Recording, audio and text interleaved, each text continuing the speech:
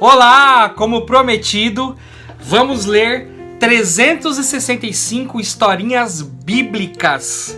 Foi enviado por 5 pessoas, 5 magníficas pessoas, cujo nome vai aparecer conforme a leitura. Então acompanhe essas pessoas e também uma participação especial, muito especial mesmo, do Ian Gabriel. Passa das 365 historinhas bíblicas, compartilhe esse canal, mostre para toda a família, mande a sua passagem bíblica para nós, que nós vamos se deleitar neste livro maravilhoso, fantástico, escrito pela Beatriz Rani. 365 historinhas bíblicas. Você também pode participar mandando a sua passagem bíblica favorita, que nós vamos ler aqui para você. Com vocês, 365 historinhas bíblicas.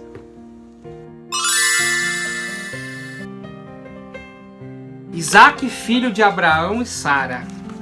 Quando Abraão fez 100 anos, sua esposa Sara ficou grávida, assim como o Senhor havia prometido.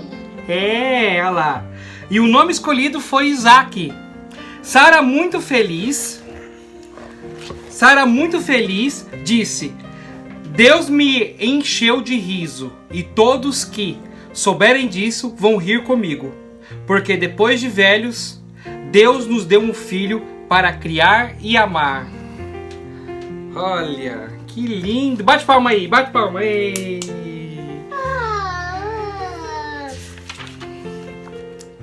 Deus prova Abraão. Passado algum tempo, Deus colocou Abraão à prova, dizendo-lhe: Tome seu único filho Isaque, a quem você ama, e vá para o monte, e ofereça a ele em sacrifício. Abraão ficou muito triste, porque não queria matar seu filho, mas mesmo assim obedeceu, porque confiava no Senhor. Ao chegar lá, Isaque perguntou onde estava o cordeiro para sacrifício, e Abraão respondeu a ele que Deus iria prover. No momento em que Abraão estava pronto para sacrificar seu filho, ouviu a voz de um anjo dizendo: Abraão, Abraão, não toque no rapaz, agora sei que você teme a Deus. Ao erguer os olhos, Abraão viu um cordeiro que servia para o sacrifício. Ficou muito feliz e agradeceu a Deus, junto a seu filho querido Isaque. Deus prepara uma esposa para Isaque. Olha! Abraão já era bem velhinho quando pediu para seu servo não deixar seu filho casar-se com uma moça de Canaã. Pediu a ele que escolhesse uma moça de sua terra, e foi o que o servo fez. Partiu para a cidade de Naor com os seus camelos e orou ao Senhor pedindo que aquela moça que desse de beber a ele e aos seus camelos, essa seria a escolhida. Mas antes que ele terminasse de orar, Rebeca, uma jovem muito bonita, ofereceu água a ele e seus camelos. Quando o servo contou a ela toda a história, ela ficou muito feliz e assim se tornou esposa de Isaque. Dá tchau lá, ó. Esaú e Jacó. Olha. Isaque casou-se com Rebeca. Ela não podia ter filhos, mas depois de orar muito, Deus ouviu seu pedido e ficou grávida de gêmeos. E então nasceu primeiro Esaú e na sequência Jacó. Isaque amava muito Esaú, porque ele gostava de caçar assim como ele. Já Rebeca preferia mais Jacó, que era mais sossegado e ficava mais tempo em casa com ela.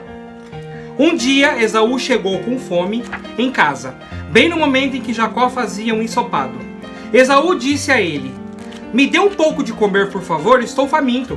E Jacó respondeu: Venda-me primeiro o seu direito de filho mais velho. Como Esaú estava com muita fome, ele deu seus direitos a seu irmão e comeu todo o ensopado.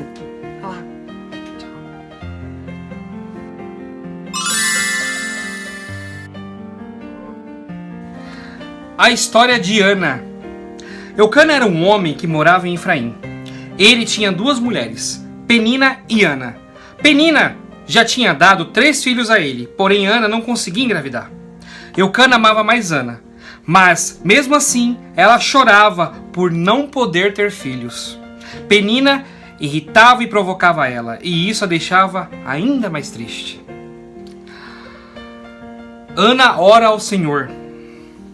Ana estava muito triste E um dia foi ao templo orar ao Senhor.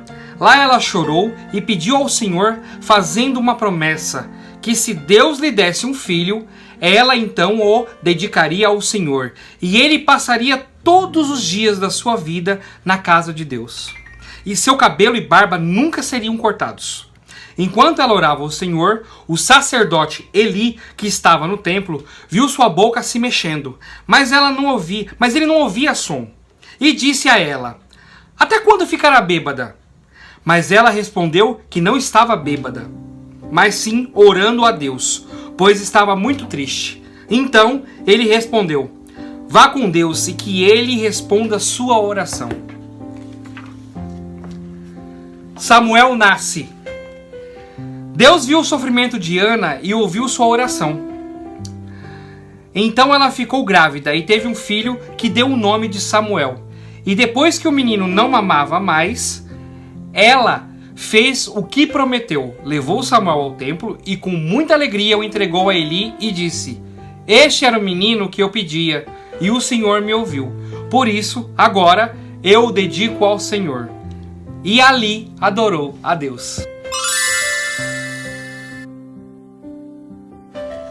O nascimento de Jesus.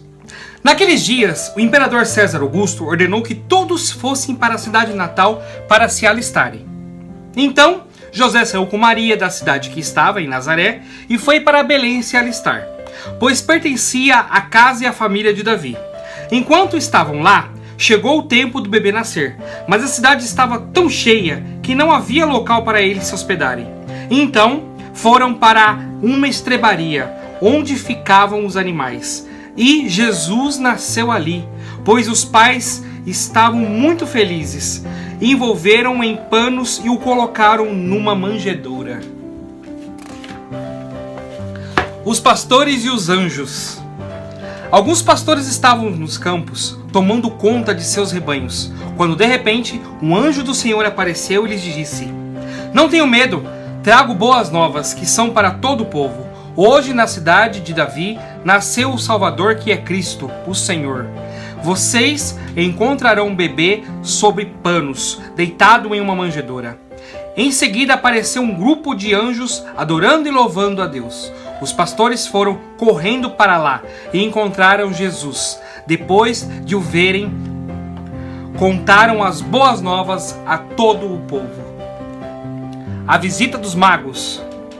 Depois que Jesus nasceu em Belém, os magos vindos do Oriente chegaram a Jerusalém e perguntaram: "Onde está o recém-nascido, rei dos judeus? Vimos sua estrela no Oriente e viemos aqui adorá-lo." O rei Herodes, ouvindo aquilo, ficou muito bravo, mas fingindo ter gostado da notícia, contou aos magos que o bebê estava em Belém e pediu que, depois que o encontrassem, voltassem para contar a ele, para que então também pudesse adorá-lo. Os reis seguiram a caminho de Belém e viram a estrela novamente, que os guiou até Jesus. Eles ficaram muito felizes ao vê-lo, e cada um lhe entregou um presente: ouro, incenso e mirra. Quando foram embora, tiveram um sonho para que não voltasse a Herodes. Então, retornaram para suas terras por outro caminho.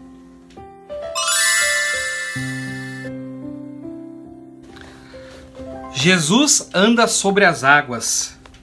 Logo em seguida, Jesus insistiu com que os discípulos entrassem no barco e fossem na frente para o outro lado.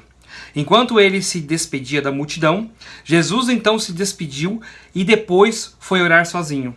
Mais tarde, já era madrugada e o barco se encontrava distante de Jesus. Mas ele foi até os discípulos andando pelas águas. Eles ficaram aterrorizados. Acharam que era um fantasma. Mas Jesus gritou: "Coragem, sou eu! Não tenham medo!" E Pedro respondeu: "Senhor, se és tu, manda-me ir ao teu encontro por sobre as águas." Jesus pediu para que ele viesse, e Pedro começou a caminhar pelas águas, mas sentiu medo e afundou. Jesus então o ajudou, e disse a ele que sua fé era muito pequena, e que não devia ter duvidado do Senhor. Mais tarde, todos foram para o barco, e retornaram a Genezaré.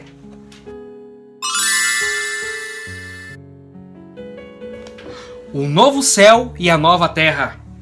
Alguns dias depois, João teve a alegria de poder ver os novos céus e a nova terra, pois o primeiro céu e a primeira terra desapareceram, e o mar havia sumido.